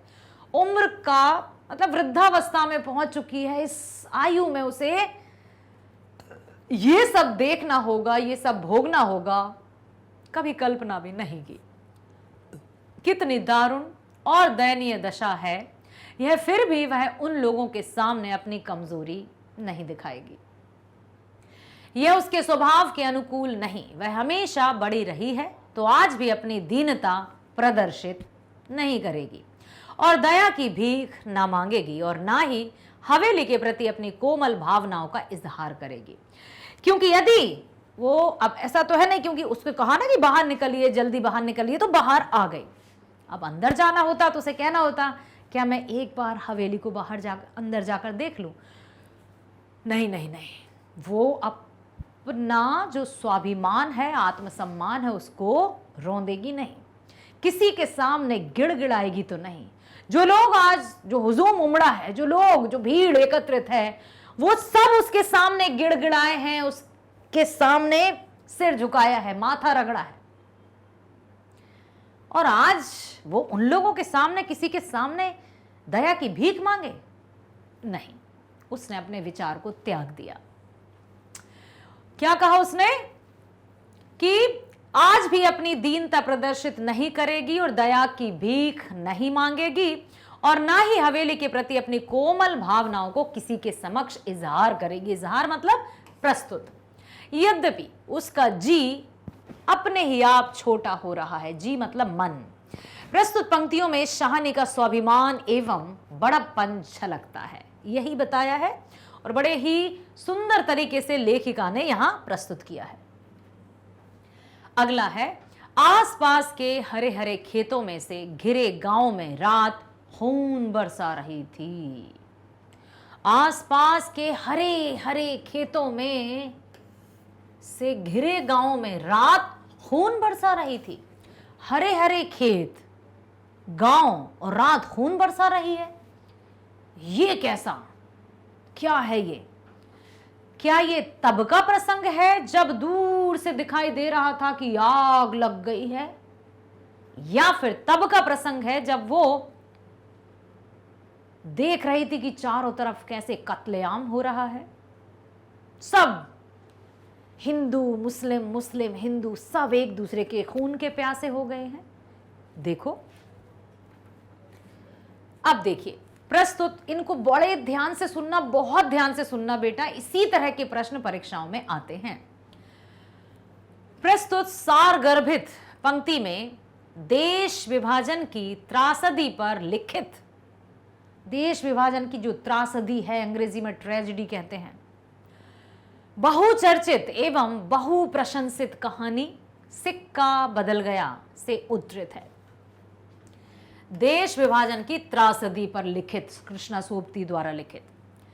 सुप्रसिद्ध लेखिका कृष्णा सोबती ने कहानी के अंत में इस पंक्ति के माध्यम से दिल हिलाकर रख देने वाली उस स्थिति को साकार किया है जो भारत विभाजन के फलस्वरूप उत्पन्न हुई थी और जिसकी टीस एवं कसक आज तक यथावत है, वैसी ही है। जिसकी टीस, जिसकी चुभन, टीस मतलब चुभन, कहते ना कि कभी भी किसी के दिल दुखाने वाली बात मत कहो। कभी कहते ना ऐसी बात कह दी कि दिल मतलब चुभ गई, कांटे की तरह छलनी कर दिया, ऐसा भी कहते ना। तो यहां पर यही कह रहे हैं कि जो भारत विभाजन के फलस्वरूप उत्पन्न हुई थी और जिसकी टीस एवं कसक आज भी वैसी ही है जैसे वर्षों पहले थी। स्वतंत्रता प्राप्ति के साथ ही भारत का विभाजन हो चुका है, मुल्क बट गया है, सिक्का बदल गया है। कथानायिका शाहिनी इस दुस्सह वेदना से बहुत दुखी है। वह अपनी बहुमूल्य निधि हवेली, प्रिय, बहुमूल्य क्यों लिखा है? उसे धन संपत्ति का कोई लोभ लालच नहीं है, लेकिन जो जहां रहता है उसके लिए वही उसके सपनों का महल हो जाता है और उसी के साथ उसकी आत्मा का कनेक्शन हो जाता है। शाहानी तो 50 वर्षों से इसी हवेली में रह रही थी ना, तो उसके लिए वो हवेली बहुमूल्य निधि है, अमूल्य निधि है, जिसके साथ उसकी ना जाने कितनी स्मृतियां, अशेष स्मृतियां, कितने संवेदन स्थायी रूप से संयुक्त हैं, जुड़े हुए हैं। छोड़कर चली गई या कहिए ले जाई गई। छोड़कर चली गई अपनी मर्जी से जाना, लेकिन ले जाई गई मजबूरन में किसी को ना चाहते हुए भी वहां से भेजना। यह हो रहा था शाइनी के साथ। उपस्थित जन समूह निर्वाक और निस्पंद है, ना कोई कुछ कह रहा है, ना कुछ कोई कर पा रहा है। सब के सब शांत, मूक, कुछ नहीं कर पा रहे हैं, किसी के वश में कुछ नहीं है। समय ने ऐसी करवट ली कि सब कुछ बदल गया, मानो जीवन का स्रोत सूख गया और निर्जीवितता ही शेष है। ऐसा लगा जैसे सभी रिश्ते, नाते, ये जो आपसी मेल मिलाप, सब कुछ खत्म हो गया। उसी समय की हृदय विदारक स्थिति को अपनी सशक्त लेखनी के माध्यम से उकेरती हुई लेखिका कहती है कि तब जब सबकी श्रद्धा भाजन शाहनी चली गई। अब श्रद्धा भाजन मतलब सबके लिए श्रद्धेय थी। शाहनी, सब उनका आदर सम्मान करते थे क्योंकि शाहनी का व्यवहार ही ऐसा था। अब जबकि वो चली गई, चारों ओर अंधेरा छा गया।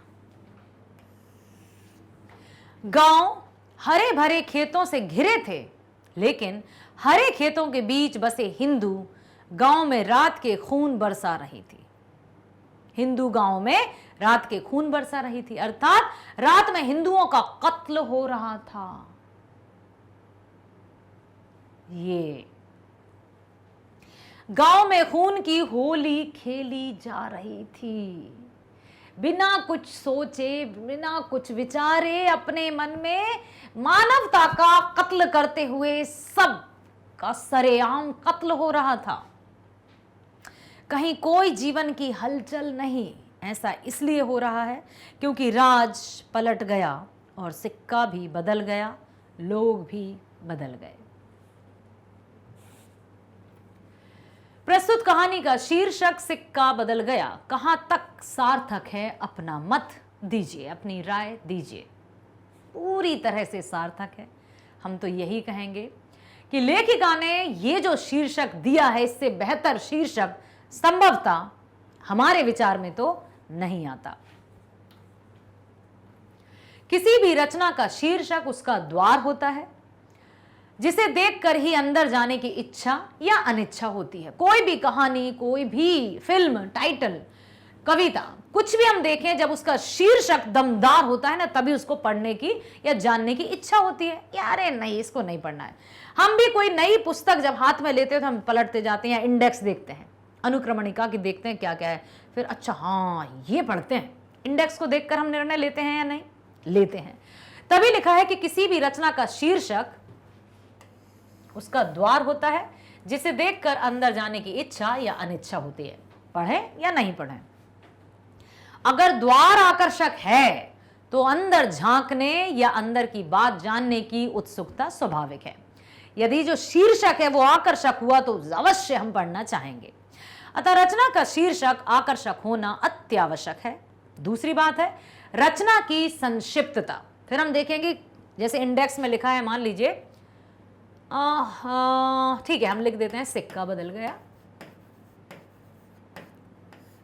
सिक्का बदल गया। ठीक है, हम देख रहे हैं कि पेज नंबर 1 से लेकर 28 तक यही है। फिर दूसरा पाठ आया हल्कू, हल्कू की माँ। अब वो दिया है 29 से लेकर 55 तक। अब हम देख रहे हैं कि एक शीर्षक सिक्का बदल गया जो मात्र 28 पेजेस का है, और एक देखें हम इतने पेजेस का है, 30, 40, 50। ठीक है, तो अब वो भी कुछ इसी तरह का है। या हम देखें यहाँ 20 से 55 मान लो, तो कुछ लंबे अधिक होते हैं, इसलिए भी जो पाठक हैं वो पढ़ने में रुचि नहीं लेते। कुछ का शीर्षक कमजोर सा होता है तो शीर्षक को देखकर रुचि नहीं लेते। तो यही बताइए कि अगर द्वार आकर्षक है, यदि शीर्षक आकर्षक है, तो अंदर झांकने या अंदर की बात जानने की उत्सुकता स्वाभाविक रूप से उत्पन्न होती है, और साथ ही साथ शीर्षक आवश्यक होना अत्यंत आवश्यक है। दूसरी, उसकी संक्षिप्तता, छोटा भी होना चाहिए, रचना के मूल भाव का संवहन करना। उक्त दोनों ही दृष्टि से सिक्का बदल गया कहानी शीर्षक अत्यंत उपयुक्त है।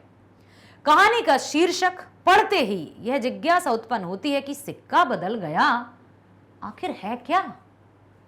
समझ में आया? तो शीर्षक जब अलग तरीके का होगा, कुछ उसमें आकर्षण होगा, तो पाठक के मन में उसको पढ़ने की इच्छा जागृत होगी। जैसे फिल्मों के टाइटल देते हैं, 2 गज जमीन के नीचे, खूनी पंजा, कुछ इस तरह की। और चलो देखते हैं, हॉरर मूवी है। यदि हॉरर मूवी का दे दिया जाए मंदिर के पास, कोई कहेगा मंदिर के पास क्या, नहीं लगेगा, है ना। कुछ ऐसा, अब जैसे दिया है कि रात में खेत खून बरसा रहे थे, तो ये अलग, मतलब लेखिका ने जो लिखा है ना, वो काबिले प्रशंसा है।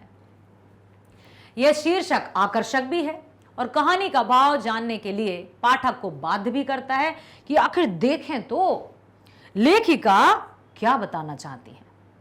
मन होता है ना जानने का। कहानी का शीर्षक यह स्पष्ट करता है कि राज बदल गया है, परिस्थितियां बदल गई हैं। क्या स्पष्ट करता है? कि राज बदल गया है, परिस्थितियां बदल गई हैं। कहानी की शुरुआत भी इसी भाव से होती है कि परिस्थितियां बदल गई हैं, राज्य बदल गया है। शाहनी को अनुभव हो गया है कि उसे अपना घर द्वार, जमीन जायदाद, खेत खलियान सब कुछ छोड़ना ही होगा। ऐसा होता भी है। कहानी अपने चरमोत्कर्ष पर पहुंचती है। शाहनी घर छोड़ ट्रक पर बैठ जाती है। सिक्का बदल गया है पूर्णतः सार्थक, समचीन और सटीक शीर्षक है। पाठ के आसपास तरफ चलते हैं हम थोड़ा। कहानी में चिनाब नदी का उल्लेख है। अब यह नदी पाकिस्तान में है। इस नदी के उद्गम एवं प्रवाह क्षेत्र की जानकारी अपने शिक्षक से प्राप्त कीजिए। हाँ भैया, हम ही बता देते हैं कि चिनाब नदी कहाँ है, कहाँ से निकली है, कहाँ को जाती है, कितनी इसकी लंबाई है, दूरी है, चौड़ाई, ये सब कुछ हम आपको बताते हैं। चिनाब नदी भारत के हिमाचल प्रदेश के लाहौर और स्पीति जिले के ऊपरी हिमालय में टांडी में चंद्रा और भागा नदियों के संगम से बनती है। कौन कौन सी? चंद्रा और भागा, ठीक है। इसकी ऊपरी पहुंच में से चंद्रभागा के नाम से भी जाना जाता है। चिनाब को चंद्रभागा के नाम से जाना जाता है। यह सिंधु नदी की एक सहायक नदी है। अब देखिए, देश भारत और पाकिस्तान, स्रोत बारालाचा दर्रा, लंबाई कितनी है? 960 किलोमीटर। 960 किलोमीटर मतलब 597 मील लगभग। प्रवाह अखनूर, अखनूर भी सुना होगा आपने। औसत 800.6 मीटर, ये भी है, ये लिखा है, आप यहां देख सकते हैं। 28,273 घन फीट। यह जम्मू और कश्मीर के जम्मू क्षेत्र से होकर पंजाब, पाकिस्तान, जम्मू से, ठीक है, जम्मू कश्मीर के क्षेत्र से होकर पंजाब, पाकिस्तान के मैदानी इलाकों में बहती है चिनाब नदी। देख लिया। चिनाब का पानी भारत और पाकिस्तान द्वारा सिंधु जल समझौते के शर्तों के अनुसार साझा किया है। चिनाब नदी का जल पाकिस्तान और भारत में साझा किया गया है। और भी इसके बारे में जानकारी पता करना, यह जम्मू और कश्मीर के जम्मू क्षेत्र से होकर पंजाब के मैदानी इलाकों में बहती है। यह कहानी लेखिका के बड़े उपन्यास जिंदगी नामा का बीज रूप है। वहां भी यही शाहनी नायिका के रूप में उपस्थित है। पृष्ठभूमि भी एक ही और समस्या भी बड़े फलक पर एक सी है। जिंदगी नामा विद्यालय के पुस्तकालय से पढ़ें तो देखो, लेखिका कृष्णा सोबती द्वारा उनका जो उपन्यास है जिंदगी नामा, वो भी बड़ा प्रसिद्ध उपन्यास है, जिसकी नायिका या मुख्य पात्रा शाहनी है। जिंदगी नामा उपन्यास जो कि 1979 में प्रकाशित हुआ। जिंदगी नामा उपन्यास के लिए कृष्णा सोबती जी को वर्ष 2017 में ज्ञानपीठ पुरस्कार से भी सम्मानित किया गया था। कब किया गया था? 1917 में, जो कि एक आंचलिक उपन्यास है जिसमें पंजाब में रहने वाले लोगों की जिंदगी का यथार्थ चित्रण है। और अभी हमने देखा ना, सिक्का बदल गया में भी पंजाबी ही है शाहनी। मानवीय स्वतंत्रता और रूढ़ी का प्रतिरोध इस उपन्यास की विशेषता है। मानवीय स्वतंत्रता और रूढ़ी का प्रतिरोध। रूढ़ी मतलब खोखली परंपराएं, जिनका ना सिर ना पैर, बस ऐसा चला आ रहा है कि ये मत करो। पुरानी सोच, रूढ़िवादी सोच, स्टीरियोटाइप्स जो आगे बढ़ने की परमिशन नहीं देती, जो विकास में बाधक होती हैं, उसी पर लिखा गया है ये उपन्यास कृष्णा सोबती द्वारा। लेखिका ने पंजाब के डेरा जट्टा गांव की यादों को दृश्य के माध्यम से इस उपन्यास में प्रस्तुत किया है। जिंदगी नामा उपन्यास अन्य उपन्यासों से भिन्न है। इसमें ना नायक है, ना ही खलनायक, ना ही नायिका, केवल लोगों की बातें की गई हैं। ये भी बढ़िया है। उपन्यास में ना नायक है ना नायिका है, बस लोगों की बातें की गई हैं। कथानक धरती से जुड़ा हुआ है। कथा की मात्रा कम है किंतु दृश्यों का कई क्रम है। अब हम चलते हैं भाषा की बात की तरफ। इस कहानी में पंजाबी भाषा के कई वाक्य हैं, उन्हें हिंदी में अनुदित करिए। अब देखते हैं, उत्तर तो हम देख ही लेंगे, लेकिन आप लोग जल्दी जल्दी मुझे कमेंट सेक्शन में बताना कि ये जो पंजाबी शब्द है उनको हिंदी में क्या कहते हैं, ठीक है। ओ, जैसे यहां लिखा है, मान लो, अभी रुको मैं बताती हूं। लिखा है, रुको अभी बताती हूं बच्चों, हाँ रुकना, थोड़ा सा रुक जाओ बस। अब यहां लिखा हुआ है, आपको उत्तर बताना है।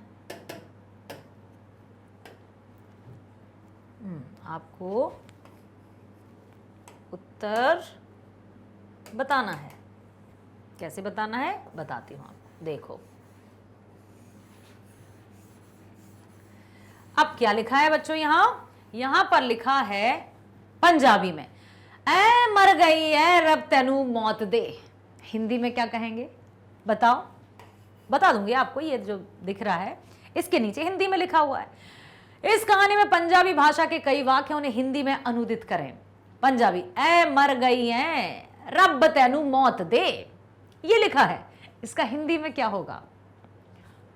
अरे मैं मर गई, तुझे मार दे ईश्वर या रब या भगवान, ऐसा कुछ। देखो इसमें क्या दिया है? इसमें दिया है ए मर गई क्या, भगवान तुझको मौत दे। दूसरा, ए आइया क्यों छावेले तड़पाए आए, क्या है?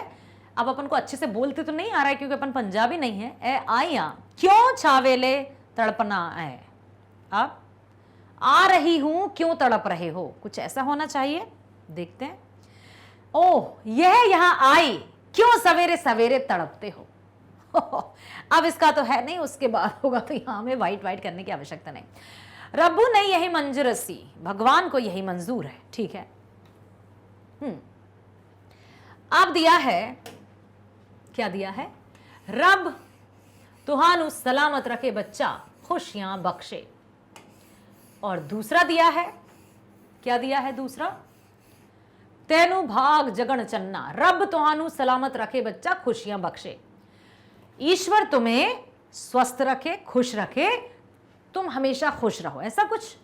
सलामत रखे, खुशियां बख्शे, ठीक है। तुम्हारे जीवन में खुशियां या तुम्हारा जीवन खुशियों से भरा रहे। दूसरा है तेनु भाग जगड़ चन्ना, ए चांद तेरा भाग हमेशा चमकता रहे। तो पहला जो है वो होगा, हाँ, भगवान तुम्हें सुरक्षित रखे, खुशियां, सलामत मतलब सुरक्षित, और खुशियां मतलब खुशियां हैं। ओ चांद तेरा भाग्य जागे, ये कब कहा था? जब शेरा शाहनी के पांव छूता है और उसको शाहनी आशीर्वाद देती है। अब हम चलते हैं, निम्नलिखित शब्दों के पर्यायवाची लिखना है। पर्यायवाची शब्द है दरिया। क्या है दरिया? एक गीत था कि कुछ गीत था यार, दरिया में, हाँ, नेकी कर और दरिया में डाल, ये तो सुना होगा ना, नेकी कर और दरिया में डाल। तो वो दरिया है क्या? नदी, समुद्र, सागर, क्या है? देखो, प्रवाहिता, बहने वाली नदी, सरिता। दूसरा है आसमान, अवश्य आप इसके जानते होंगे पर्यायवाची। आकाश, गगन, नभ, अरे वाह, सूर्य, रविवाय, भास्कराय, दिनकराय, ठीक है। दिनकर, भास्कर, दिवाकर। आंख, चक्षु, नेत्र, नयन, लोचन। पानी, जल, नीर, अंबु, सोना। सोना, स्वर्ण, कंचन, और एक और हम बताएं, हम सुना होगा आपने कनक। कनक सुना है ना बच्चों? कनक भी तो कहते हैं सोने को, कनक सोने को भी कहते हैं, और कनक धतूरा को भी कहते हैं, है ना। पुत्र, पुत्र को क्या कहेंगे? बेटा, और सुत, हाँ, लड़का। घर, गृह, गृह भी कहते हैं, और आलय भी कहते हैं, और अपन देख लेते हैं, हाँ, गृह, निकेतन, आलय। निम्नलिखित शब्दों के बहुवचन बनाइए। यहां लिखे हैं एक वचन, बनाना है अपन को बहुवचन। नजर, नजरें। हवेली, हवेलियां। कोठरी, कोठरियां। साथी, साथी का क्या होगा? साथियां। आंसू, देखते हैं कुछ शब्द ऐसे हैं जिनका बहुवचन नहीं होता। नजर, नजरें, हवेली, हवेलियां, कोठरी, कोठरियां, साथी, साथियों, आंसू। आंसू हमेशा बहुवचन। आंसू, आंसू। कभी कभी ऐसा लगता है कि उसका पूरा बदन, या यूं कहें कि उसका पूरा चेहरा आंसुओं से भीग गया। आंसू आपने सुना होगा, ठीक है, लेकिन आंसू हमेशा बहुवचन में ही रहता है। देवताओं, ठीक है, पर वह ऐसा नहीं, सामने बैठी शाहनी नहीं, शाहनी के हाथ उसकी आंखों में तैर गए। यहां आंखों में तैर गए का क्या अर्थ है? आंखों में कैसे कोई तैर सकता है?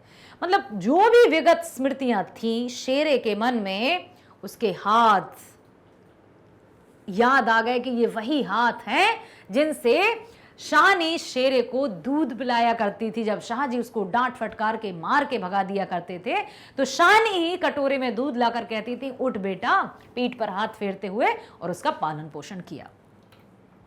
यहां आंखों में तैर गए का अर्थ है याद आना। शाहनी, आज तक ऐसा ना हुआ, ना कभी सुना, गजब हो गया, अंधेर पड़ गया। यहां अंधेर पड़ गया मुहावरा है। मुहावरे के प्रयोग के बिना इसी वाक्य को इस प्रकार लिखें कि अर्थ परिवर्तित ना हो। अच्छा देखो, मुहावरे का अर्थ यहां लिखना नहीं है कि क्या है, लेकिन कुछ इसी वाक्य को ऐसे लिखना है कि अर्थ स्पष्ट हो जाए। शाहनी, आज तक ऐसा ना हुआ, ना कभी सुना, गजब हो गया, अनर्थ हो गया, अंधेर पड़ गया। जमीन तो सोना उगलती है। यहां सोना उगलने में क्या तात्पर्य है? सोना उगलती है, गीत भी सुना है ना, मेरे देश की धरती सोना उगले, उगले हीरे मोती। तो क्या हमारे देश में ही सोना है? हम खुद के फिर आभूषण बनवा लें ऐसा सोना? या फिर देखिए, धन, धान्य, फसलें आदि यही तो हैं, सोना, चांदी, हीरा, सब कुछ। सलामत एक भाववाचक संज्ञा है। इसका विशेषण रूप हुआ सलीम। ऐसे ही नीचे के शब्दों के विशेषण रूप लिखें। महारत, रहमत, तिजारत, शराफत, शरारत, सारे के सारे उर्दू के शब्द हैं भाई। तो महारत, महारती, रहमत, रहीम, तिजारत, तिजारती। एक गीत था, मोहब्बत अब तिजारत बन गई है, वो यही था शायद। शराफत, शरीफ, शरारत, शरारती। तो प्यारे मेरे बच्चों, ध्यान से सुन लिया होगा और हर एक प्रश्न का अर्थ समझकर आपने उत्तरों को समझ लिया होगा। अब कहानी आपको पूरी तरह से, कहते हैं ना, एकदम पिक्चर क्लियर हो गई होगी कि सिक्का बदल गया में कृष्णा सोबती ने क्या बताया है और क्या बताने की कोशिश की है। भारत विभाजन का जो समय था अत्यंत दर्दनाक था, पीड़ादायक था। कैसे शाहनी और भी ऐसे शाहनी की तरह अनगिनत लोग भारत से पाकिस्तान, पाकिस्तान से भारत भेजे गए, मजबूर किया गया उनको। उनके मन पर क्या बीती होगी भावनात्मक कहानी के साथ, यहां आप समझ गए होंगे। इसी तरह से आपको बने रहना है मेरे साथ मैग्नेट ब्रेन्स पर। मिलते हैं अगले वीडियो में। स्वस्थ रहिए, खुश रहिए। God bless you all.